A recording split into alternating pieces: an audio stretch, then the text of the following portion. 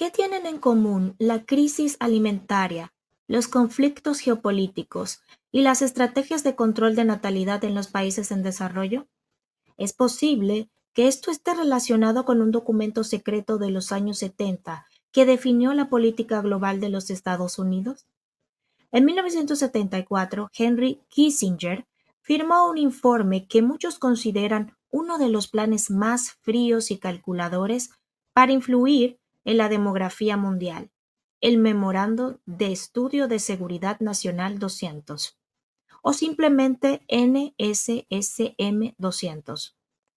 Un documento que, en palabras simples, advertía que el crecimiento de la población mundial, especialmente en países en desarrollo, representaban una amenaza directa para los intereses de los Estados Unidos. Pero, ¿qué decía exactamente este informe?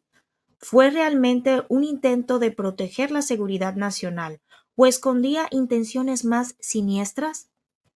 Hoy exploramos el informe de Kissinger y su impacto en la política global. Para entender el NSSM 200, primero debemos entender el momento histórico en el que fue creado.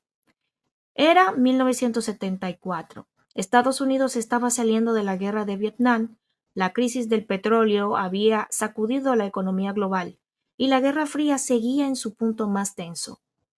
Los analistas de Washington comenzaron a notar un patrón preocupante. La población en los países en desarrollo estaba creciendo a un ritmo alarmante. Esto generó preocupaciones en el gobierno de los Estados Unidos, que veía un doble peligro. 1.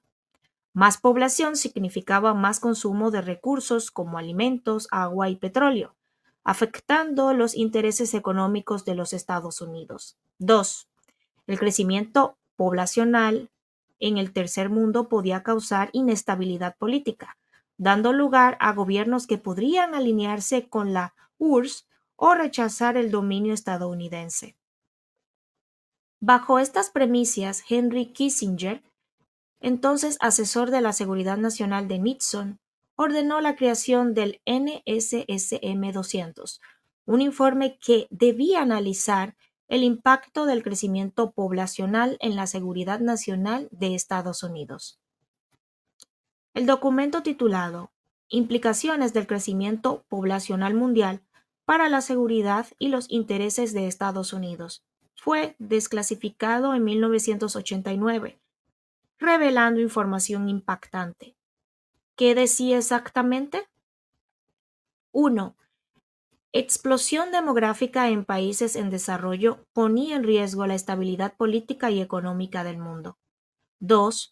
Países con alto crecimiento poblacional podían volverse más vulnerables a la influencia comunista o a revoluciones internas. 3. El acceso a recursos naturales esenciales para los Estados Unidos, como el petróleo y los minerales estratégicos, podría verse afectado si las poblaciones locales comenzaban a demandar más control sobre sus recursos. La solución propuesta. El NSSM 200 recomendó reducir drásticamente las tasas de natalidad en 13 países clave, incluyendo India, Bangladesh, Pakistán, Nigeria, México, Brasil, Colombia y Filipinas.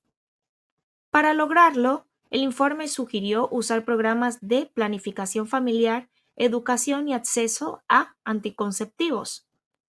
Pero aquí viene la parte más polémica. También se contemplaba la posibilidad de condicionar la ayuda económica y el acceso a recursos esenciales a la implementación de políticas de control de natalidad en estos países.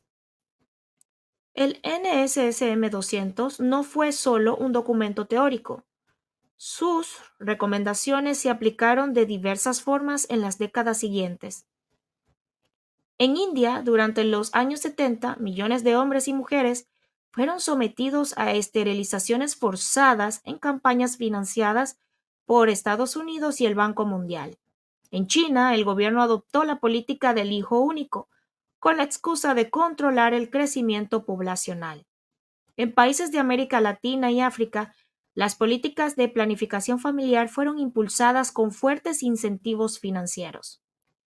Pero ¿realmente se trataba de ayuda humanitaria o de un mecanismo de control geopolítico? Muchos críticos sostienen que este documento no buscaba ayudar a estos países, sino proteger los intereses económicos y políticos de Estados Unidos. Incluso hoy el debate sigue vivo. Hay quienes ven estos programas como un intento de imponer el control demográfico desde Occidente, mientras que otros los justifican como una necesidad para evitar crisis humanitarias y ambientales. ¿Sigue vigente el NSSM 200 hoy?